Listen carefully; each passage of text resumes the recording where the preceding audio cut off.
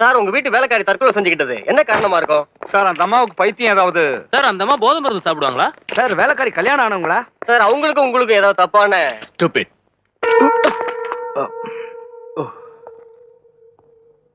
I'm sorry. Sir sir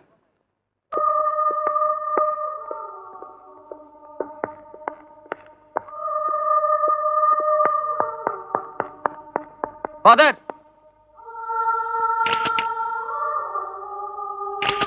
thank you father.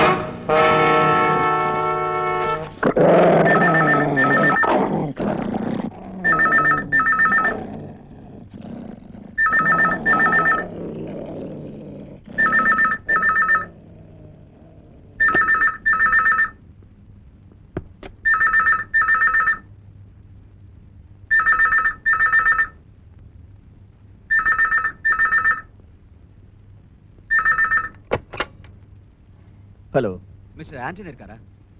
நான் அவர்கிட்ட கொஞ்சம் அவசரமா பேசணும். எஸ். நீங்க யாரு? சார், நான் சுவாமிநாதன் பேசுறேன். சுவாமிநாதன்? ஆமா, போட்டோகிராஃபர்.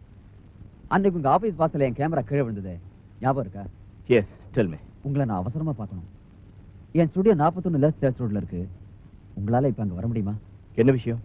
ஃபாதர் மர்ஃபி செத்த அன்னைக்கு நியூஸ் பேப்பரை பார்க்க சொல்லி ஃபோன் பண்ணதே நான் தான்.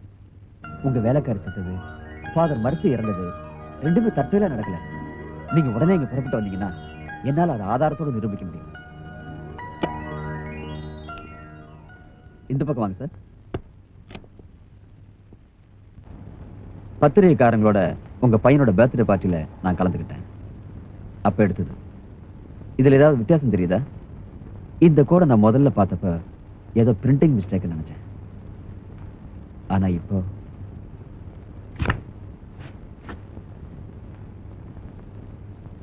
2 வாரத்துக்கு முன்னாடி உங்க ஆபீஸ் வாசல்ல ஃபாதர் மர்ஃபியை நான் முதல் முறையா சந்திச்சேன். அப்ப எடுத்த போட்டோ இது. இதுலயும் அந்த கோடு இருக்கு, ஆனா வேற இடத்துல. இன்னொரு முறை அவரை நான் போட்டோ எடுத்தேன். அதே கோடு இன்னும் அழுத்தமா பதிஞ்சிருக்கு. உன்னிப்பா கவனிச்சீங்கன்னா இது அவர் உடம்ப தொடுது. அதுக்கப்புறம் தான் இது இயற்கையா நடந்திருக்க முடியாது நான் சந்தேகப்பட ஆரம்பிச்சேன். ஹாஸ்பிட்டலுக்கு போய் போஸ்ட்மார்ட்டம் முடிஞ்ச உடனே ஃபாதரோட பாடியை நான் போட்டோ எடுத்தேன். அவர் உள் தொடையில ஒரு குறி இருந்தது. இத பிறவி அடையாளம்னு டாக்டர் சொன்னார். இந்த அடையாளத்தோட அமைப்புல ஏதோ ரகசியம் இருக்குன்னு நினைக்கிறேன். இது என்னன்னு உங்களுக்கு புரியுதா? 3-6. இது ஃபாதர் மர்ஃபி தங்கியிருந்த இடம். பைபிளோட பக்கங்கள் ஆயிரக்கணக்கில் வீட்டை சுத்தி விட்டிருக்காரு. நிறைய சிலுவை இங்க பதிக்கப்பட்டிருக்கு. ஏதோ பாதுகாப்பு வளையத்தை அமைச்சுக்கிட்டது போல தோணுது. அப்படித்தான் தெரியுது. அவர் செத்ததுக்கு அப்புறம் விசாரணைக்கு வந்த போலீஸோட போட்டோ எடுக்க நானும் வந்தேன். போலீஸ் மேலோட்டமா தேடிட்டு போயிட்டாங்க. ஏன்னா அவங்கள பொறுத்த வரைக்கும் இது விபத்து. ஆனா நான் அப்படி நினைக்கல. வீட்டை தீவிரமா தேடினேன்.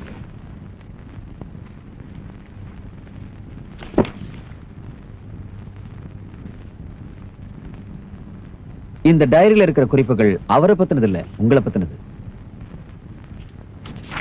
எத்தனை மணிக்கு வீட்டுல இருந்து கிளம்புவீங்க, எங்க போவீங்க, யாரை மீட் பண்ணுவீங்க, எந்த ஹோட்டல்ல சாப்பிடுவீங்க, இன்னும் எவ்வளவோ. கடைசி அவர் எழுதுனது நீங்களும் அவரும் பார்க்கல 7ஆம் தேதி சந்திக்க போறத பத்தி. அன்னைக்குதான் அவர் செத்தார். உங்களை ஆபீஸ்ல மீட் பண்ணி பேசின விஷயத்தை பத்தி விலாவரியா எழுதியிருக்காரு. ஆனா அவர் சொன்னதை நீங்க கொஞ்சம் கூட நம்பல. உங்களை சந்திக்க அவர் நிறைய தடவை ட்ரை பண்ணிருக்காரு. ஆனா நீங்க அவரை பார்க்க மறுத்துட்டீங்கன்னு உங்க செக்ரட்டரி சொன்னார். அவர் ஆதாரம் இல்லாம பேசல. 2000 வருஷத்துக்கு முன்னாடி இயேசு பிறந்தப்போ பெத்லஹேம்ல ஒரு வால் நட்சத்திரம் உருவாச்சு. அது தேவதூதன் பிறந்ததுக்கு அடையாளமான ஜென்ம நட்சத்திரம். அழிவு சக்தியோட ஆக்கிரமிப்பில் இந்த உலகமே அவதிப்பட்டு இருக்கும்போது அதே மாதிரி ஒரு வால் நட்சத்திரம் இந்த உலகத்தின் இன்னொரு மூலையில உருவாகும். அப்போ சாத்தானுடைய தூதுவன் ஒரு குழந்தையா இந்த பூமியில பிறப்பான். இந்த உலகத்தையே அவன் ஆட்சி செய்வான் அப்படின்னு பைபிள் சொல்லுது. இதை பத்தி நிறைய விஷயங்களை ஃபாதர் மர்ஃபி சேகரிச்சிருக்காரு. உதாரணத்துக்கு பேப்பர்ல வந்து ஒரு செய்தி, சமீப காலத்துல ஒரு வித்தியாசமான வால் நட்சத்திரம் நம்ம நாட்டுல தோன்றி இருக்கு. 5 வருஷத்துக்கு முன்னால சரியா 6ஆம் மாசம் 6ஆம் நாள். இதுக்கு உங்களுக்கும் என் பையனோட பிறந்த நாள் தெரியும். அதனாலதான் அந்த 3 6 என்னால சாதாரணமா நினைக்க முடியல. ஃபாதர் உடம்புல இருந்த அந்த 3 6க்கும் உங்க பையன் பிறந்த தேதி 6ஆவது மாசம் 6ஆவது நாள். இன்னும் ஒரு 6. Just minute. உங்க பையன் பிறந்தது 6 மணிக்கா? ஆமா, காலையில 6 மணிக்கு. மிஸ்டர் ஆண்டனி, இதை பத்தி மேலும் தெரிஞ்சுக்கிறதுக்கு நான் உங்களுக்கு உதவி பண்றேன். வேண்டாம், இது என்னோட பிரச்சனை. இது உங்களோட பிரச்சனை மட்டும் இல்ல, என்னோடதும். What do you mean? அன்னைக்கு போலீஸோட வந்தப்ப எதிர்பாராத விதமா கண்ணாடியில என்னையே நான் போட்டோ எடுத்துக்கிட்டேன்.